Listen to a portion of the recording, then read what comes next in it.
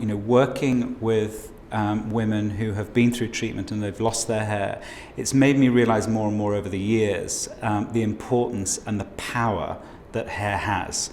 And equally, when your hair is taken away, how it does strip you of confidence and self-esteem and all of those things that we know, those slightly cliche lines, but it's so, so true. And the power of a good haircut, the power of a good hairstyle, the power of a good hair color, the power of a new style is incredible. And that's why I think when you have the right wig that suits your face shape, that really does look like natural hair, and I think that's why it's important. I've had enough experience over the years to be able to look at somebody and know what's going to look good on them. And that's why it is important that if you are going to have to wear a wig, if you've lost your hair and you want to wear a wig rather than a scarf, then you should make sure that you either take your hairdresser along to the place where you're going to choose your wig, or choose your wig and bring it into the hairdressing salon, and don't be afraid of doing that, and get a professional to actually cut it and tweak it into shape as if it was your own hair.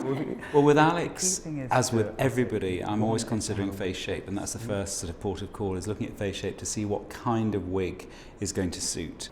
I think this one is rather good. The front of that for me. The good thing about the synthetic wigs as well is that when you wash these synthetic ones, they do come straight back into the shape that they were cut into. I think she felt it's not going to look right, it's not going to suit me, it's going to feel strange. And I think it's because a lot of preconceptions about wigs are they're too thick, they're too full, and they just look unreal.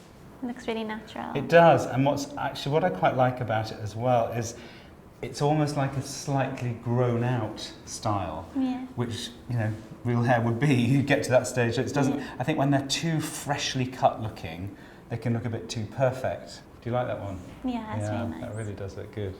And she just looked amazing, and it lit up her face, it enhanced her features. She had a slightly heart-shaped face and slightly round cheeks, so she needed something that was going to sort of sit forward onto the face and soften that contour. And you can feel somebody's body language when they just relax and their shoulders drop. And I know she was looking at herself in great surprise at how good she looked. Well, there's the new you. Do you like it? Yeah, I love it, thank you. It looked like the wig was wearing her rather than her wearing the wig, and so I knew that I could make such a difference to how she felt about herself. When you're putting wigs on, it's important that there are two little earpieces here which need to sit just proud of the ear, and then it's very clear which is the sort of the front hairline. So just make sure it never rides up too high. As soon as a wig starts to go back too far, that's when it starts to look like a wig. So always making sure that you feel confident that it's the right place. Fringe area is in the right spot. So hang on to that. Wow. I love it. Now I'm running away with this one. Seriously, I've never thought that I can look that good wearing wig. It's when you have soft layers in a wig like that, it falls really nicely.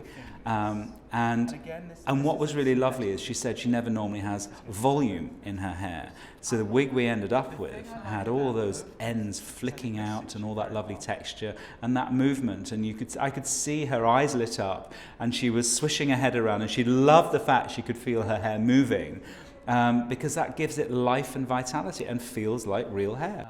It was incredibly flattering. I thought she looked very beautiful when it was done. Apart from it just looking natural, it looked beautiful. Amazing. It is really amazing. Well, with Maria, I wanted to see what her reaction would be trying on some wigs. I wasn't sure whether she would go for it or not, because I don't think she had it in her mind to be wearing any form of wig. I think she was just wanting advice on how she can look after her hair, which we gave her. So these are synthetic wigs, and so they sort of fall into shape pretty nicely. If I get you to just hang on to the front of that, and then pull the back around. The minute I put sort of the dark wig on her, it really was transformational. That looks pretty great on you, actually.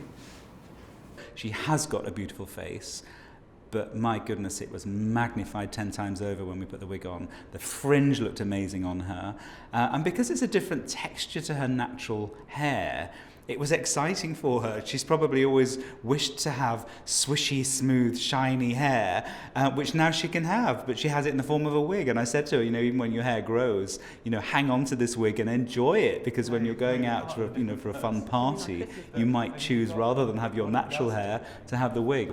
She almost has model looks. We use wigs for fashion shoots all the time and fashion shows. So they are a fashion accessory. So as well as it being used to cover up the fact that they've lost their hair through treatment, it should also be seen as a great fashion accessory that makes them look fabulous.